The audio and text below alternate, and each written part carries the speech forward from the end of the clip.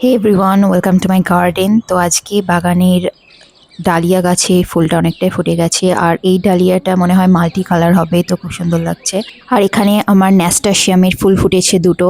আর এই ন্যাস্টাশিয়াম গাছটা কিন্তু পুরো এডিবল, মানে খাওয়া যায়। এটা মানে স্যালাডে বা গার্নিশিংয়ে বা পিকল হিসাবে বা ফ্রেশও খাওয়া যায়, আর প্রচুর ভিটামিন সি আছে। আর এখানে স্যালভিয়ার কুড়িটা অনেকটা বড় হয়েছে। আর এখানে আমার স্টক গাছটাতেও কিন্তু কুড়ি চলে এসেছে। গাছটা অনেকটা একটু বেড়েছে। আর এদিকে হলিহকেরও অনেকটাই গ্রোথ হয়েছে, মানে পাতাগুলো অনেকটা বড় বড় হয়ে গেছে। দেখা যাক কবে ফুল ফুটবে, এখনো কুড়ি আসেনি এটার। আর এই গাছটার নাম ঠিক জানি না, তবে এটারও কুড়ি এসেছে।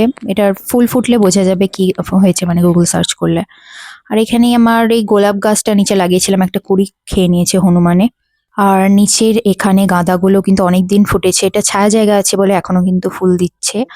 আর এইটা ইনকা গাঁদার মতো অনেকটা দেখতে, কিন্তু এটা দেশি গাঁদা, ফুলগুলো অনেক বড় বড় হয়েছে। আর এদিকে নিচে চন্দ্রমল্লিকাগুলোও কিন্তু প্রচুর ফুল ফুটে গেছে, অনেক খুব সুন্দর লাগছে দেখতে বাড়ির সামনেটা। এখানে দুরকম চন্দ্রমল্লিকা লাগানো আছে, একসাথেই সব লাগানো আছে, অনেক ঝোড় হয়ে গেছে। এগুলো যত্নর কোনো প্রয়োজন হয় না, জাস্ট জল দিলেই হয়। আর এখানে অসময়ে একটা রেন লিলি ফুটেছে, কারণ এগুলোতে গাছগুলোতে জল দিতাম, তো তাই একটা হয়েছে। আর এখানে ছাদে এই চন্দ্রমল্লিকাটা এর আগের বছর এটা নতুন গাছ ছিল বলে অনেক ফুল দিয়েছিল, কিন্তু এবার একটু ফুলটা কম হয়েছে। এখানে এই নিচের গাছটার, আর এইটা বড় যে গোলাপ গাছটা, দেশি গোলাপ গাছ। আর এগুলো হচ্ছে সামনের সব ফুল গাছগুলো, বাড়ির সামনে যেগুলো আছে।